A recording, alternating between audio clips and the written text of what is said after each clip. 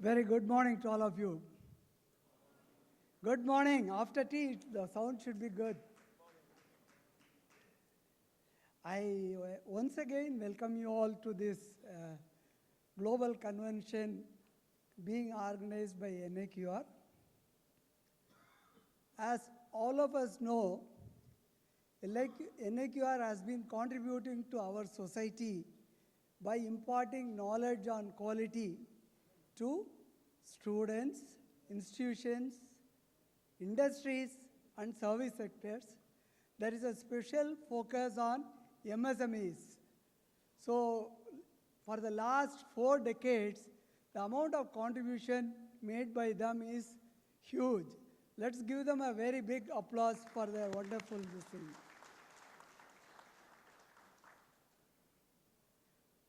In the morning today, we had a very enlightening session.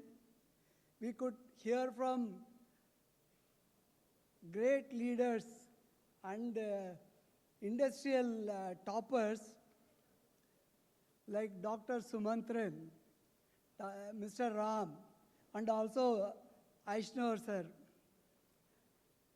That session was really enlightening to all of us. Do you agree? Dr. Sumantran shared his life experience with 3 different organizations, and from the difficult times, how these companies turned into global leaders. This is what today's discussion we are also going to have. This new era is full of challenges, threats from different quarters, political instability, lot of geopolitics, and also comes with a lot of opportunities. When we talk about Trump tariff, it has come as a bolt from blue. There was some war going on somewhere. For years, we were not connected to that one. Now suddenly, to control that war, they are trying to say that put pressure on India, the war will be over, right? So what was not in our control, now it's happening. So there are 2 options. Either you say that, what can I do? It has suddenly come from sky and it has hit us. We cannot do much about it. Or rise to the occasion and show that India can do it. So our resilience and agility are fully put to test at this point of time. Do you agree or not? So the theme of this convention is very, very relevant and apt at this point of time. I don't think even the leaders who have designed this theme would have thought about such a relevance at this point of time. Now our first session is about resilience in quality leadership.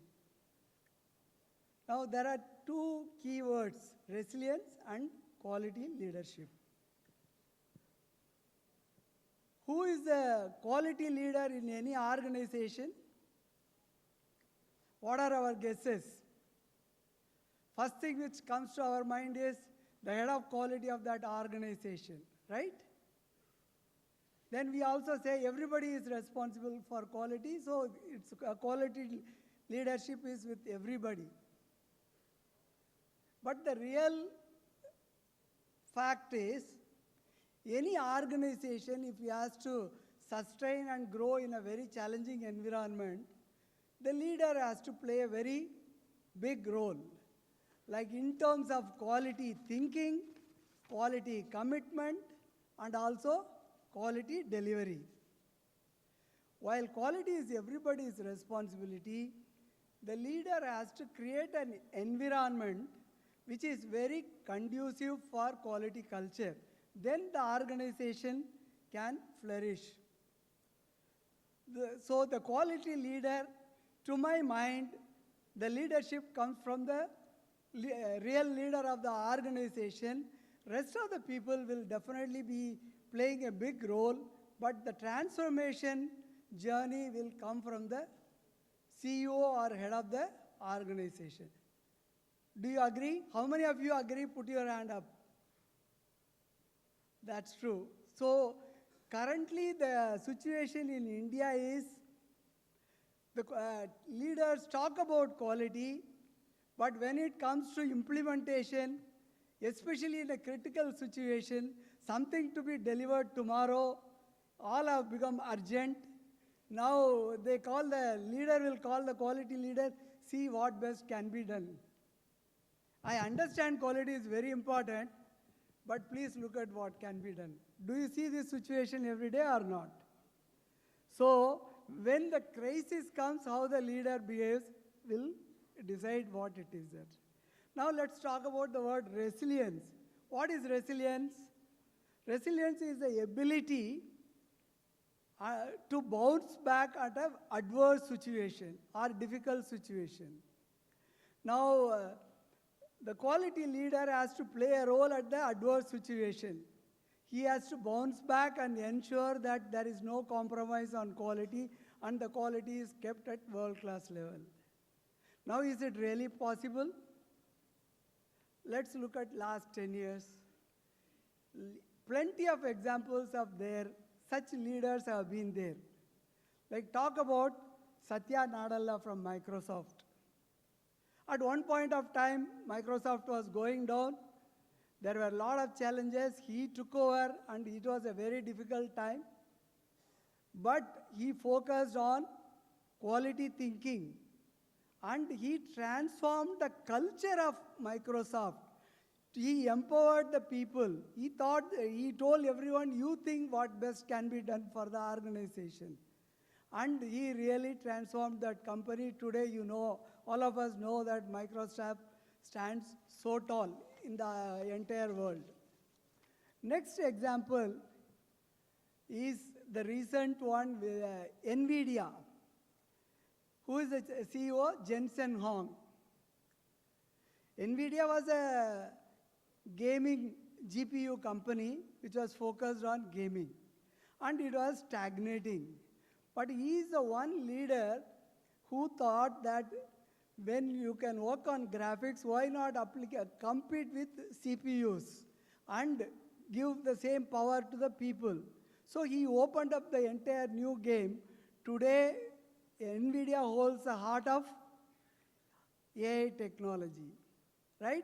He held, during this transfer, it was a very challenging and risky transformation, but only two things he focused on, quality and reliability during the transformation. Anything to be done, there will be no compromise on quality and reliability. So when their product came to be used by customers, they were delighted to see that. Today you see that that's the most valuable company in the organization. So it's not only about industry leaders showing such performance, but there are national leaders of stature doing that.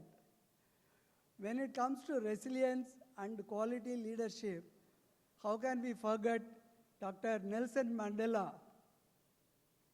He had been there in prison for 27 years. There so much pressure was put on him, but he never drifted even 1 inch from his quality thinking and his quality leadership. Even after 27 years, he didn't allow his mind to get corrupted.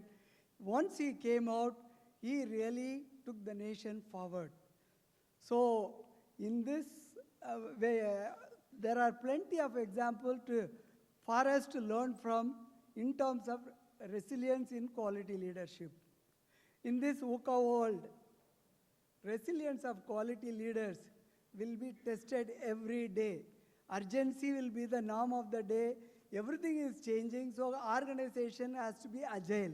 So the interesting topic of agility and resilience are two different things, but you have to hold them together as quality leader. We as quality leaders, while we work for the organization and work with agility, we should ensure that the quality is maintained by ensuring our own resilience, right? Now this is very challenging easy to say, very challenging to implement. Now we have 3 leaders who are real resilience quality leaders who are going to share their experience and wisdom with us. They are Mr. Venkat Murugan from Sengobin,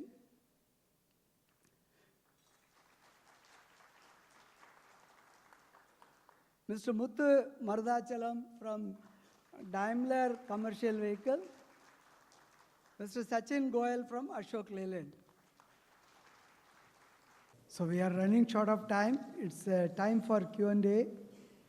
Few questions are, quite a lot of questions are there. I'll pick up few which are common. One question from Mr. Suman Kumar Chaudhary. He is asking, if you do R&D to improve quality, how can we convince customer for increased cost? So who would like to answer this? Muthu? I think R&D or anything that we do to customers, the focus is what value we are creating to customers, correct? And customers today are willing to pay if there is a value. As simple as it is. If it is not creating any value, there is no point in developing or no point in investing. I think you also touched this point, this one, correct? As long as there is a value, customer will pay for it. So the focus should be on value, and whatever we do, how to create a value. I think that's how we need to look. That's how I see this one. Okay. The next question is, Arif Nidhi is asking, as a quality leader, you should empower your employees. That's what being said in all the discussion. So by what means I can empower them to invoke quality? It's a very common question. Basically, how do we empower the workman? First of all, you have to remove fear from their mind. Supposing one does a mistake, he has to put a bolt with a washer, he forgot to put. After a minute, he realized that he has forgotten the washer. The vehicle has moved. Now, if he reports to the supervisor, how the supervisor behaves will decide whether the workman is empowered or not empowered. Starts holding him accountable. How did you do the mistake? You start asking the question to him. Then it's not empowerment. He has come out honestly that there is a mistake. So he should be rewarded and the defect should be rectified. That's one example of doing this one. Second is, if some defective part has come, the operator who fits it sees that this part is not okay, he should be empowered to stop the conveyor line, even if it affects the production. So what we say generally, no, you report to supervisor, then if he will decide whether to stop the line or not, the line never gets stopped. Every employee should be empowered. You saw some picture from Muthu.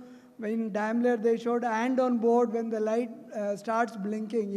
If a worker finds a defect, he can stop the line. It will come and reflect, right?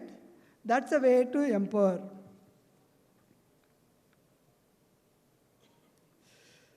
For the last 10-15 years, this is from Mr. S. Veeraraghavan. 10 to 15 years, a lot of training work has been conducted by OEMs to Tier 1 and Tier 2.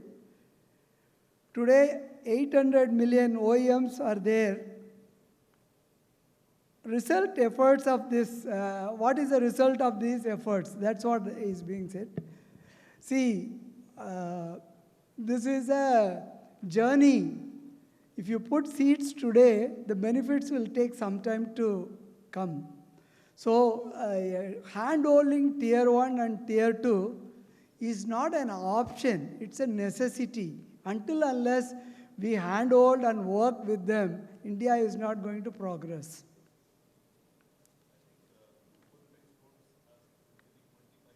You can.